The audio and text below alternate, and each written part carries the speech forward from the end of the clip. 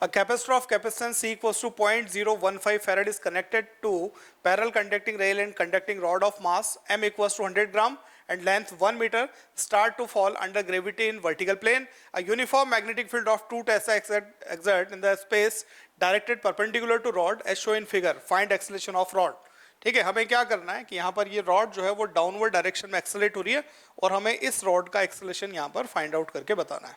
अब बेटा एक सिंपल बात हम बोल सकते हैं कि अगर ये रॉड डाउनवर्ड डायरेक्शन में जा रही है तो इस पर एक फोर्स 100% यहाँ पर फोर्स होगा और इस फोर्स की वैल्यू मैं बना सकता हूँ mg फोर्स. इसका अपना वेट जो है वो डाउनवर्ड डायरेक्शन में लग रहा होगा.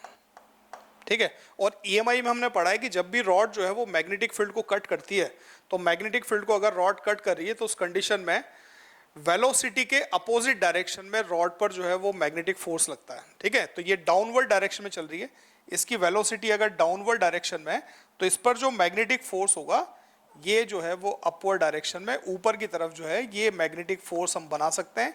ये रॉड पर जो है वो मैग्नेटिक फोर्स है, फोर्स ऑन रॉड, ये अपवर्ड डायरेक्शन में लग रहा होगा. ठीक है, अब एक सिंपल बात कि अगर ये डाउनवर्ड डायरेक्शन में एक्सेलरेशन चाहिए तो मैंने लिखा mg माइनस अपवर्ड डायरेक्शन में फोर्स लिखना है ये आपका फोर्स Fm इक्वल्स टू जो है वो ma बन जाएगा.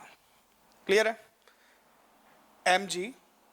और अगर मैग्नेटिक फोर्स की वैल्यू की बात करें तो मैग्नेटिक फोर्स ऑन रॉड जो होता है वो होता है आपका ILB sin थीटा. पर यहाँ पर हमें पता है कि मैग्नेटिक फील्ड ट्रांसवर्स है, बोर्ड पर जो है वो आपकी इनवर्ट डायरेक्शन में अगर फोर्स है तो उस कंडीशन में यहाँ पर जो है साइन 90 की वैल्यू 1 हो जाएगी. तो उस कंडीशन में मैं मैग्नेटिक फोर्स लिखता हूँ only ILB equals to MA के इक्वल, ये मैंने यहाँ लिख दिया.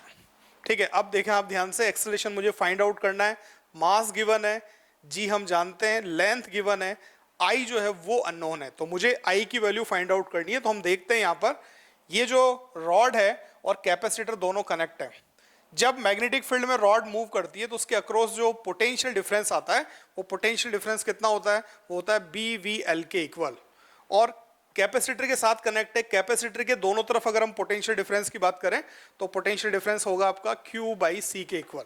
ठीक है, तो यहाँ का पोटेंशियल डिफरेंस इन दोनों पॉइंट पर पोटेंशियल डिफरेंस कैपेसिटर के अक्रॉस पोटेंशियल डिफरेंस के इक्वल होगा. तो यहां पर मैं इसको कंपेयर कर सकता हूं. तो कैपेसिटर के अक्रॉस पोटेंशियल डिफरेंस मैंने लिखा तो वैल्यू मिलेगी मुझे Q/C इक्वल्स टू, रॉड के अक्रॉस पोटेंशियल डिफरेंस लिखूंगा तो ये वैल्यू होगी BVL के इक्वल. यहां से मैं Q इक्वल्स टू लिख सकता हूं BVL इंटू C. और करंट मुझे फाइंड आउट करना था तो dQ/dt डिफरेंशिएट किया तो यहाँ वैल्यू मिल जाएगी मुझे यहाँ पर B, वेलोसिटी वेरिएबल है, लेंथ कांस्टेंट है, C कांस्टेंट है और इसको V को लिख दिया मैंने यहाँ पर डिफरेंशिएट करके dV/dt. dV/dt ये एक्सेलरेशन हो गया बेटा. ठीक है, ये मुझे करंट की वैल्यू मिल गई. I इक्वल्स टू मैं लिख सकता हूँ यहाँ पर BLC और ये जो टर्म है ये आपका एक्सेलरेशन A के इक्वल है जो मुझे फाइंड आउट करना है.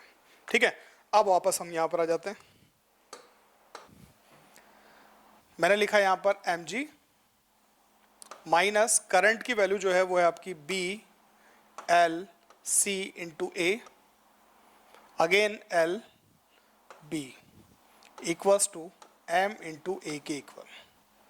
ठीक है, वैल्यू लिख रहा हूं यहां पर. मास की वैल्यू हमें गिवन है 100 ग्राम है मतलब 0.1 kg, G की वैल्यू 10 माइनस B जो है वो 2 टेस्ला, लेंथ दे रखी है 1 मीटर, C की वैल्यू है आपकी 0.015 फैराड. एक्सेलरेशन मुझे फाइंड आउट करना है, लेंथ दे रखी है यहाँ पर आपको जो है 1, B अगेन 2 और ये A लिख दिया इक्वल्स टू, इस तरफ भी लिखा तो मास कितना है 0.1 इंटू A के इक्वल. ठीक है, इसे सॉल्व करते हैं तो यहाँ मुझे मिलेगा 1 माइनस, इसे मल्टीप्लाई किया 0.015 को 4 से मल्टीप्लाई करूंगा तो आंसर मिलेगा मुझे यहाँ पर 60 A इक्वल्स टू 0.1 A के इक्वल. इसे आप शिफ्ट करेंगे तो A इक्वल्स टू वैल्यू आपको मिल जाएगी यहाँ पर, इसे शिफ्ट किया तो मिलेगा आपका 0.16 A and A equals to आपने लिखा तो 1/0.16 और 100/16